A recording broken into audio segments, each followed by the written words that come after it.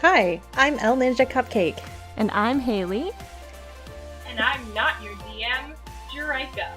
This is Insight Check, where we delve into the dungeon of your bad decisions and pull out the treasure of wisdom.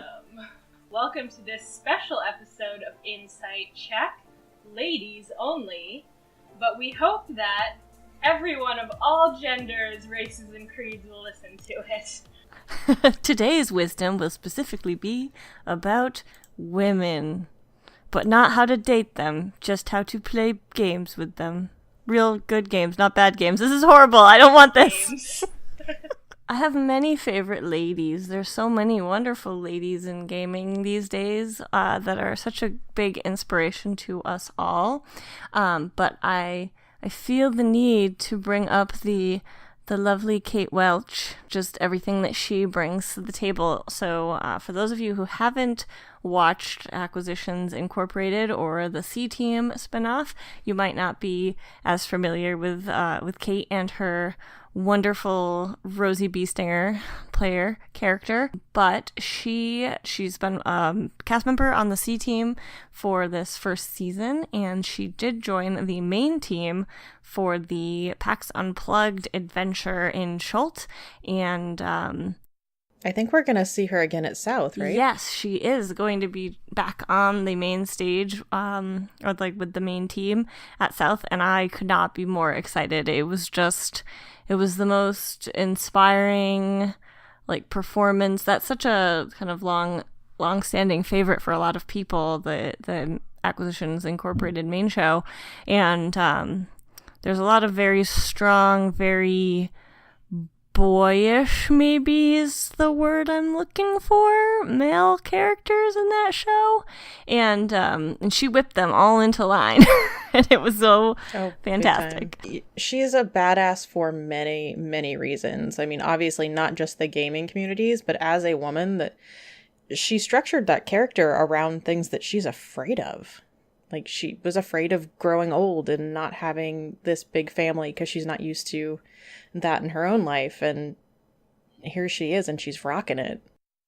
Yeah, I think that just her, her talking about her inspiration and fears and bringing them into Rosie, like, really kind of hit home with me, and I find that really inspiring, and just the way that she portrays them, and also the way that she kind of breaks some stereotypes around older women. I think through the, like, just because I'm an old lady doesn't mean that I am like some stereotype of an old lady, and she kicks butt and takes names, and she has her romances and everything, and I just think that it's great, and yeah, I mean, for sure. I think all of us, as we ladies get older, we have similar fears. So it helps to have a really positive inspirational character like that. But, I mean, while Kate is a badass, you also have Miss Amy out there, and you can't talk about Kate and not talk about Amy. It's true. I had a lot of dilemma between. I was like, how do I pick just one? To me, it's always been like Amy's that kind of person that you always feel like you are inside, and she's up there, and she's a badass. So it's a little boost of confidence for me. Very relatable. Yeah. Oh, for sure. And I think that the two of them together really have seeing just their dynamic and their characters' dynamic, but also their dynamic, like, through the show as people. It's just kind of showcases, like, all of the positive sides of, like, having just, like, an awesome girlfriend and, like, being comfortable about that. And, like, I think that sometimes ladies need to remember to, like, support other ladies more. And absolutely, I just think that the two of them, like, I don't know, I can't speak to their personal lives, but, like, they just kind of seem that way to me, and I think that just, like, is just, like, a refreshing thing to see. It's not like women looking out for themselves, and, like, because it is, like, sometimes in any industry it can be very cutthroat, things like that, and it's just good to, like, remind yourselves that we need to kind of help everyone needs to help each other get somewhere and not just be like pushing through the struggles alone. You know, you've got Kate right in there with, I feel like they have such a symbiotic relationship, and they flourish with each other. As my little cosplay nerdness, I started my cosplay stuff watching a show that had Yaya Han and Holly Conrad on it, and to be able to see, you know, Holly Conrad as a D&D player instead of just, you know, the amazing cosplay stuff she does has been really, really cool for me too. I got to sit down and watch the episode of Friendly Table, and my bird lover side of me was very tickled. So if you haven't seen it, you need to watch it.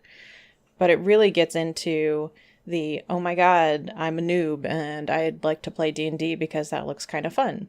It gives you some food for thought. So she's wonderful for being so creative and such a shining light to help bring people into a community that may seem overwhelming. I was going to say I am hoping that Holly does some more of her Friendly Table videos, because I think she's got just a very refreshing take to, like, there's other videos about like how to get into D&D, but there's just a level of like friendly and approachable that Holly has that I think some of those other I mean, we talk about Matt Colville all the time, and I think he's great, but there's just a level of intensity that he has that for some people it might not work as well. And I think that Holly's personality, I'm just hoping that she does more of those videos, because I thought she was a really good take on like a different way to present that information, and anything that we can do to make the community more inclusive and inviting, I think is great. Holly Conrad is my pick for Badass Lady Gamer. She is, I would say, also tackling some of her struggles head on with incorporating anxiety into Strix's character pretty strongly. I would say that Strix is basically a ball of anxiety in the beginning, and continues to be mostly anxiety, but that is very relatable, I think, to a lot of people. And I think that sometimes anxiety in women is overlooked and might not be seen as an issue. It might be seen as a woman trying to get attention, or as a weakness, or as, negative aspects that are assigned to women's personalities. And I have to say that I love Strix, mostly because I identify with her a lot. And I also think that the interplay between Evelyn and Strix is also interesting. I think that Kate and Amy have a little bit of I don't want to say deeper, but a nuanced connection, because you can see when one or the other is looking directly at each other across the table, so there's that direct connection. But I think that Evelyn and Strix are set up to sort of oppose each other, but they find common ground. And I do really appreciate Anna and Holly working through that. I think it's very interesting. I think the anxiety is part of what makes Holly seem so approachable, because she's so conscious of that. I think it's true. I think it is like, I haven't really watched much DCA. It's on the list of things for when I've got some more time. But I think, but Holly's all over the place. She does cosplay, and she does all sorts of stuff in the community, so there's definitely lots of ways to consume her content. It is true, and I did get to see a smidge of her when she was on with the main A team at PAX West. I was going to say that was West, right? Yeah. and I just think that they kind of, that taking something that is something that I think so many people in this community struggle with, and turning it into such a big part of a character, and really be able to have it be like part of the strengths that maybe some of the strengths that Holly has. It's like, it's very refreshing and makes you feel like, okay, if Holly can do this, then so can I. And I think that's great. And I know that y'all haven't seen too much of the most recent DCA, but I would say that they make genuine connections with each other, and they definitely have in the last couple episodes. And it's just heartwarming to see Strix, who has kind of been wary of other people because of her past. She gets as emotional as she can, and it's just beautiful the way the character has changed. It gives me hope for maybe myself. Blossom into a beautiful tiefling of your own. Mm-hmm. Yep. Yeah, so I actually think that talking about kind of like some of those more emotional moments and like character development moments is like a good segue into. So now we are going to talk to you about observations we've made as women in gaming. Maybe fledgling women, but women nonetheless. So please be prepared for all of our opinions. Thank you. I think that as a woman who has consumed the gaming content for some years now, I do think that I want to start out what may be some opinionated comments by saying that I do think things have improved, and I really hope that that it continues to go in the direction that I feel like things have been going in lately. I went to my first PAX East. I think it was the second PAX that they had out here in Boston, and it was it was a little uncomfortable. Like, I enjoyed it, but it was very like, I felt very like an object on display every once in a while, like people just kind of like staring at you, like, who's this lady person walking by, and like seeing other women looking at each other and being like, oh good, there's other people here that aren't just staring at me strangely while I just want to demo this video game. Like, that's cool. And now I feel like there's by far, I think, the balance of, not that we're balanced 50-50, but I would say there's definitely a lot more women that I see at the PAX events.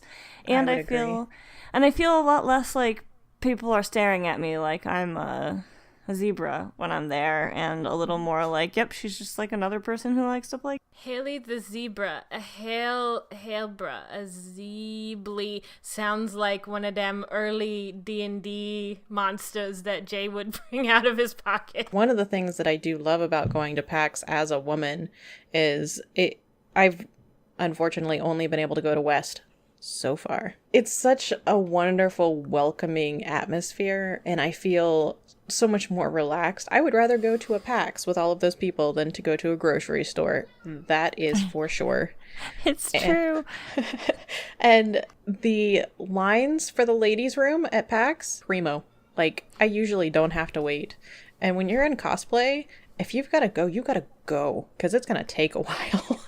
Yeah, I definitely would agree that the community at PAX is just so inviting, and maybe some of like my feelings of comfort have come a little more from like being involved in the community and being a little less self-conscious myself. But I also think that things have definitely improved, even like amongst my like group of people that I interact with in person. Like, when I was in college, the general reaction that I got from guys when I expressed interest in video games was something along the lines of, you play video games? That's really hot. And I'm like, well, that's really awkward. Yeah.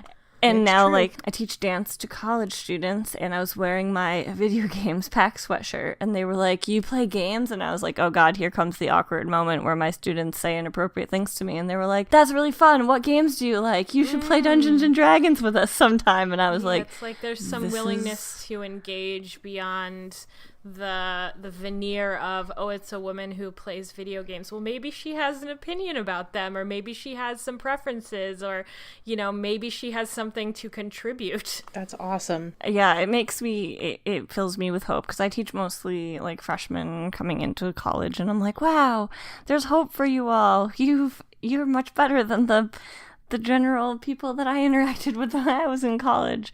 So hopefully that trend will continue. Keep it up. If you're one of these folks, keep up the good work. For sure. Haley, Yeah. you have confided in me, the Southern Belle, that for a long time you were a little bit hesitant about playing D&D. Can you tell me a little bit about that? Well, yes. I tried to do a southern. I can try to answer you in a southern accent as well. I love it. But yeah, no, I'm not going to, or else I won't be able to take myself seriously.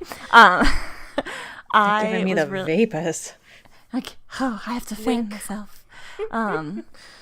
I, for a long time, was hesitant to play D&D. I think maybe partially from, like, the comments that people had made about just me playing video games in the past and, like, some of the, maybe, stigma that surrounded D&D, but also, like, the feeling that it was very much like a men's war game played by men. And, like, I'd heard some of the horror stories from other ladies who'd like tried to play in people's campaigns and were either treated like oh, it's so cute, she's trying to play this game with the guys, or like had campaigns that were full of like rape and violence and nothing else, and that is like 0% what I'm interested in. Same. And I was like, I don't need to get into a situation in which suddenly there's like assault and rape and then I'll freak out and need to leave. And so I was like, I just won't play these games. And it's definitely, like, I think with the having of different streams, and, like, I mean, I've talked about it, like, I've been an AI fan for a long time, and even sometimes, like, they can make jokes that I get a little on the, like, this would be, like, a yellow flag for me, like... Yeah, gotcha. And so I was like, well, if they're like that and they know they're playing in front of people, then, like, people in their basements or dorm rooms or whatever in college are probably worse. I have to say that my first introduction to D&D was in high school. It's probably like 2000-ish. And my brother was invited over to play some games with some of his sports friends. I was like, oh, that sounds like fun. Let me just tag along. And I was not allowed to play. I was ostracized. I was made fun of. So it does happen. And luckily, I found some really cool people when I was in grad school who decided to run a game of 3.5 edition, and they invited me, and I had a really, really good time. So luckily, I got over my my sad gaming session and understand that it's really about who's running the game and what culture they are promoting. For sure. I mean, I know I've told you guys, and I may have said this before, but when I was growing up, I wasn't allowed to game. Like, I would watch my brother and my biological father sit there and play Zelda or, you know, computer games, and they actually set it up to where they could all play together, and I wasn't allowed to, just because I was a girl, and that was the way that it was. So I'm really glad that we have evolved not only as a society, but as a gaming community to get past that garbage. And now women aren't just allowed to play games. They are allowed to tell stories through games, and they are allowed to participate on the creation side. And that's what makes me so excited, because I think I'm going to start more and more seeing stories that matter to me and matter to my friends and the people I love. Yeah, and I think that's really important to realize, is that, like, everybody wants to play a different kind of game. And just because I might not want to play the same game as you or the same kind of game as you doesn't mean that my kind of game is not valid. Like, maybe all you want to do is, like, fight things Hookers and blow? Oh my goodness. Are you going to get me started on the hookers and blow conversation? We don't have to name names, but, you know, if you want to play that kind of game, that is your prerogative. But that doesn't mean other people are going to be able to mesh or understand why that's your number one priority.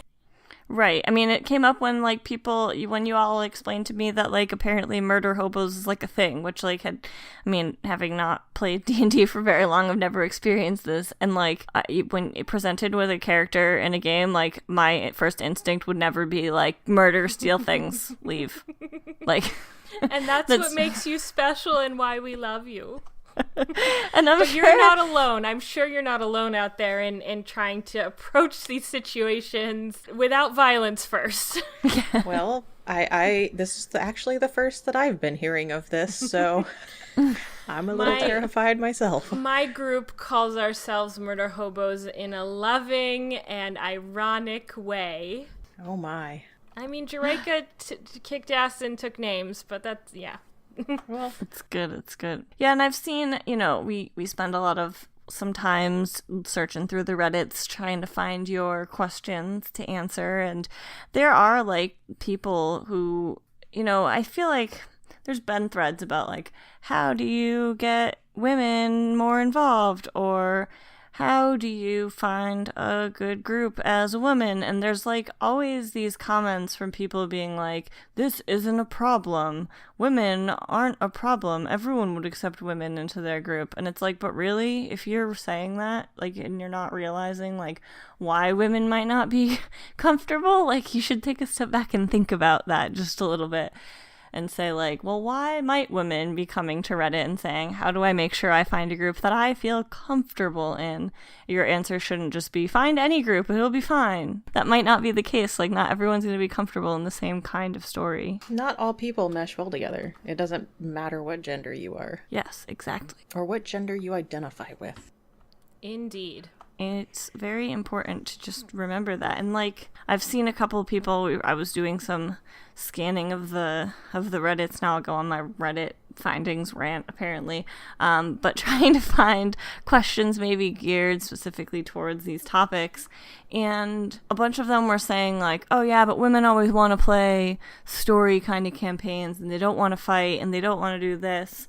And it's like, that might not just be women. Like, remember, and if you're a male out there saying like, oh well, all my friends like just want to fight things, and I should be like the rest of the guys and just fight things, like, it's okay to like more story things. Like, we don't have to stereotype how we play D&D into a gender specific thing. Like, and I feel like that when people talk about like how to bring women into games, they talk weirdly about like including more of like specific, it's not a formula, and it's not like a do this to make your women comfortable, except maybe like there's some things there probably would be red flags that you could put into that bucket. But like, I don't think that saying like all women are going to like story type A more often and all men are going to like story type B, I think it's silly to put ourselves into that kind of a situation. It's a little ridiculous. It's like when car companies manufacture cars so they appeal to women, so that they have lit vanity mirrors or they handle better. There's some men out there that would like that too. It's kind of ridiculous to say you have to do things a certain way to attract women. Yeah, I would say like the main things to do to like make sure everyone in your group is comfortable. Make sure that the balance of NPCs in your world reflects the general population. If you think back to your last couple of months of campaigning and think to yourself, has every NPC that has helped or interacted with my players, have they all been men? Have they all been like men who like to fight? Have they all been straight men? Have they all been white men? Maybe try to introduce some diversity into your game, because that's how you make things believable. These people in life as well. We might even be these people. Exactly. Variety is fun. Yes, variety is the spice of life. Add some Spice flavor. must flow. Add some flavor boy. to your game. And I have to say that's something that we have gotten very lucky with our DM. Jay is a wonderful, wonderful DM in those regards. We have gotten to meet a really wide variety of characters and in our game, and it definitely makes the world just feel richer and feel more inviting. And I think all players want to find themselves in your game somehow, and like see themselves or their friends like in the people that they interact with, because that makes the world feel believable.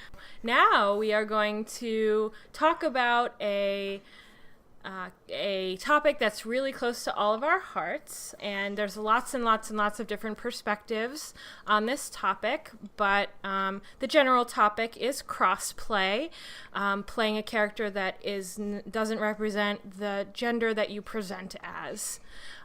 So Haley, did you have a comment or a question from Reddit about this? Yeah, so there's a really interesting thread that I would encourage everyone to go take a look at. It was actually off of a comment submitted. We couldn't go through a whole podcast without talking about something that Matt Colville has done. And he posted, this post is from about a year ago, it just says, "We've come a long way, actually." And he's said that he's been like reading what people have been saying about what kind of societies people should build, and like maybe going a little overboard with their arguments about this, and like how should we best make people feel welcome at the table, which is like he's saying it's at least we're arguing kind of over how it's best to do this, and at least it's not like apparently the comment that he makes is in the 70s there was arguments about whether female characters should be allowed to have an 18th strength because biologically women on average aren't as strong as men. I'm really glad I didn't play D&D in the 70s. I would have just been angry all the time. But this like kind of wrapped into a conversation about whether people should be allowed or encouraged or whatever it may be to play cross-gender. So apparently, I think the conversation sparked by women were given, like, the article, like, people were trying to portray women in a way, like, in the 70s as, like, unique and attractive so that men would have a reason to play them. And that led to a conversation about, like, some people were saying that their DMs don't allow anyone to play cross-gender, or that you had to ask for permission, or, you know, what should there be rules around this? And I just think this is an important thing to discuss if we're going to talk about. Very, very common in MMOs and RPGs. Very common.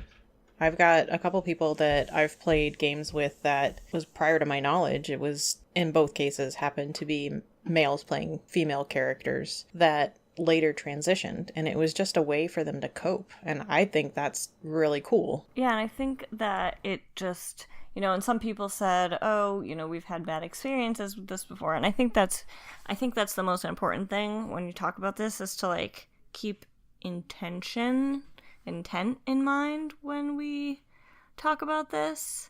And like if you're going to play, and I think there's great things about playing, you should allow people to play whoever they want to play. But, you know, if you do end up in a situation where someone is just playing like their stereotype of a gender as opposed to playing a human who happens to be a gender, I think that's where maybe as a DM you just need to be ready to step in and say like what you're doing could make people uncomfortable, but not having a rule saying like don't do this just because maybe one time you had some guy who went around just trying to like make everyone feel comfortable and seduce people as a woman, or vice versa, because it seems like that was like a lot of people said that they had house rules where people couldn't do this for that reason. Have any of you ever cross-played? I have not. Even like playing other video games, I tend to stick pretty strongly to the female gender. I would say in general I'm a fairly strongly feminine person,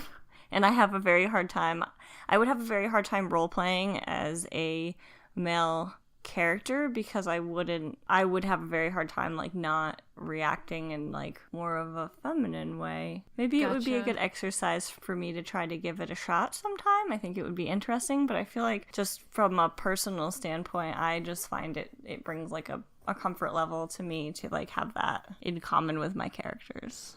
Gotcha. I mean, I haven't either. I am a big fan of how beautiful and how powerful women can be. So maybe I'm a little bit of a putz in that regard. But I know when I first started rolling Kenkus, it asks you for a gender, and I'm like, well, it's a bird.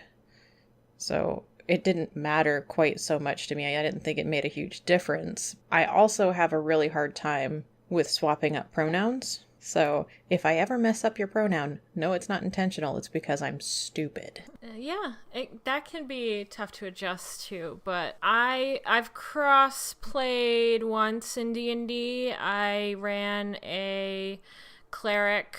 I think he was a high elf. I'm pretty sure he was an elf. Either that or a half elf, but his name was Rashelion. He was less male and more just thick-headed and opinionated. So the gender didn't really come into it, I would say. But it was just he was very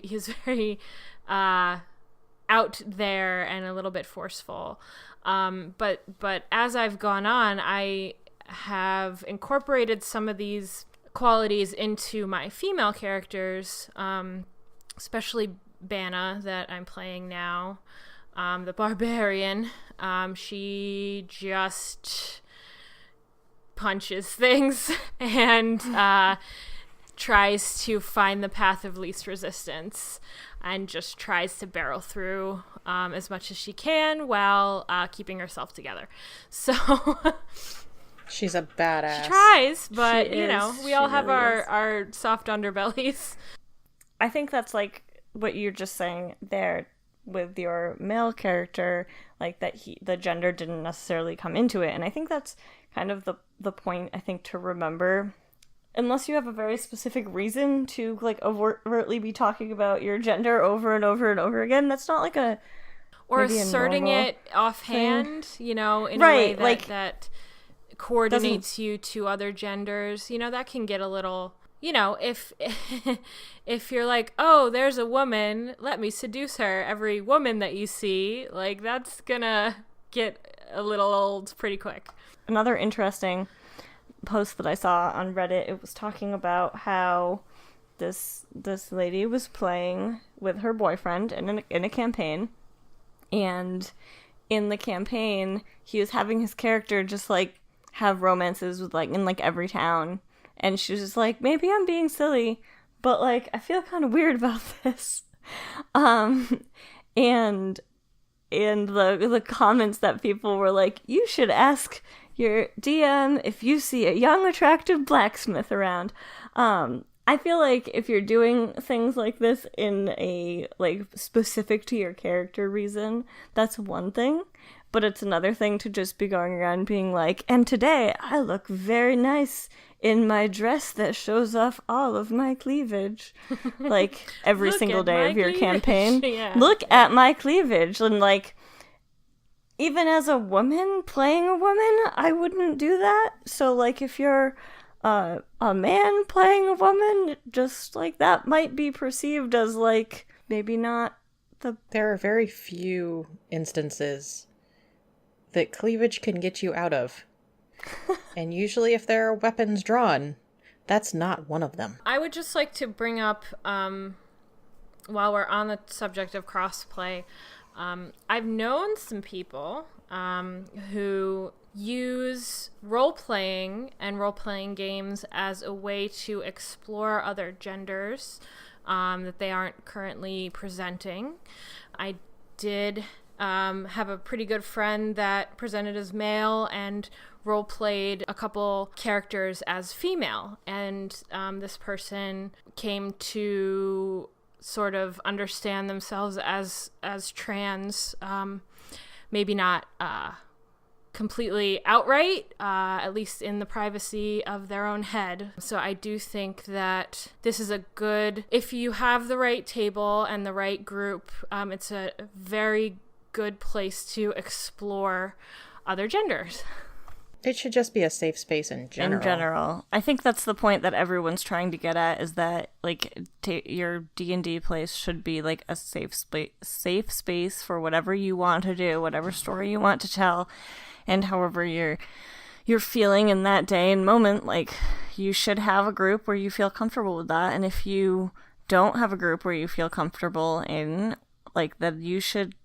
Don't do yourself that disservice. Like, find other groups. Be comfortable and adult enough to say, hey, I don't think this group is working for me. I'm looking for another group. And everyone I know there's the worry of like, what if I never find another group to play with again? But I think that if you really want to have a certain experience through your Dungeons & Dragons, like, you should have that, and you deserve to have that. And so reach out to people.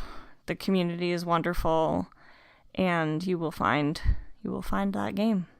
And I think it's important for that specific reason. It's important to allow people to play whatever character they desire to play, not having rules around gender and rules around what classes people can play because they're a certain gender. Like, it's just silly. Like, your world should have a balanced composition. There are strong women. There are women who aren't strong. There are not strong men. There are strong men. There are smart women. There are not smart women. You don't need to play. Like each of the, wisdom, charisma, intelligence, all those abilities, you can say that, people fall on all sides of that, and the gender doesn't necessarily preclude one side or the other.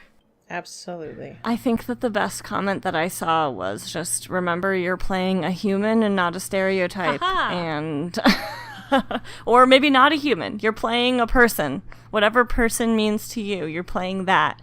And let that be whatever you want it to be. Whether that matches your outsides or your insides or neither, or some of the above. As long as you're having fun, that's all we would like. So, speaking of people and how amazing they are, it's time for a game. Dun, dun, dun, dun. So, I have pairs of individuals, and one of these individuals is a badass woman in the gaming industry, and the other individual is a video game lady character. So you have to pick which one is the real woman. And my homework to all of you Insight Checkers is to read about these women after the podcast. Learn more things about people. I think we need to give more support to bringing up some of these wonderful, talented ladies. Indeed. So the first pair is Jade Raymond or Mona Sachs. Who is the real woman? I'm going to go with Miss Sachs. Mona Sachs is from the Max Payne series. Jade Raymond is a Canadian video game executive and founder of Electronic Arts Motive Studios. Oh no, Air, I'm sorry, I didn't know you're countrywoman. Uh-oh. I'm sure he's real broken Bring up. it on. Real sad. All right, Cupcake. It's coming at ya. Athena Sykes or Bonnie Ross? Athena Sykes sounds really familiar, so I'm going Bonnie Ross. Bonnie Ross is an American video game developer and head of 343 Industries, a studio that manages the Halo video game franchise. Athena Sykes is from Phoenix Wright, Ace Attorney, Dual Destinies. I was going to say, I just feel like I knew that name. I was going to have the same rationalization as you. Haley, Faith Connors, or Joyce Vesbecker? Let's go with Faith Connors. Clearly, I need to do my learning more about the women in this industry as well. Faith Connors is from the game Mirror's Edge. Joyce Vesbecker was the first woman to design commercial video games, creating several games for the RCA Studio 2 console in 1976. Wow. I know, that's awesome. She's like sounds like a badass. Yeah, she does parkour of the game design. All right. Cupcake, Yoko Shimomura or Liara Tsoni? I'm trying to figure out how I can actually repeat these names. I'm going to go... Yoko or Liara? Yeah, I'm going to go with Yoko. Yoko Shimomura is a Japanese video game composer and pianist. Liara Tsoni is from the Mass Effect series. Haley! Yes. Kate Walker or Minami Matsumae? Let's go with Kate Walker. Kate Walker is from the Siberia series. Manami Matsumae is a Japanese video game composer. One more. That's all we got left. All right, Cupcake. Tasha Harris or Hiyoko Tosaka? I'm going to go with the second one. Hiyoko Tosaka is from the Hatoful Boyfriend dating game series. And Tasha Harris is an American animator, artist, and video game designer. Oh, goodness. These are all my new favorite people, and as Haley said, you should look them up and just bow to these queens. Tell us which one's your favorite. Which lady? Yes, I want to know what one is your favorite, and then I want to know what everyone else is after they look all of these up and do all of their homework. Yes, I think, let's see here. I think Jade Raymond takes the cake. I mean, founder of Electronic Arts Motive Studios. And she was the former managing director of Ubisoft Toronto. Oh, really? That's pretty impressive. We'll post the names to all of these lovely and inspiring women so that you can read more about them. Thank you for joining us for this special and dear to our hearts episode of Insight Check. Hopefully some of our opinions will help you in making your tables more inclusive and fun for everyone. As always, if you have any questions on bringing diversity to your games or how to make your players more comfortable, or really any D&D related questions, please tweet them at us at InsightCheckPod or use the hashtag InsightCheck, and we will do our best to answer those questions for you. As always, thank you to Windswept for our lovely intro and outro music, Never Stand Alone. And if you could take a moment and just give us a review on the iTunes, we would greatly appreciate that. It will help more people find our advice, which clearly is the most important thing. And thank you to Amy T. Falcone for the amazing artwork. Yes. This was Insight Check.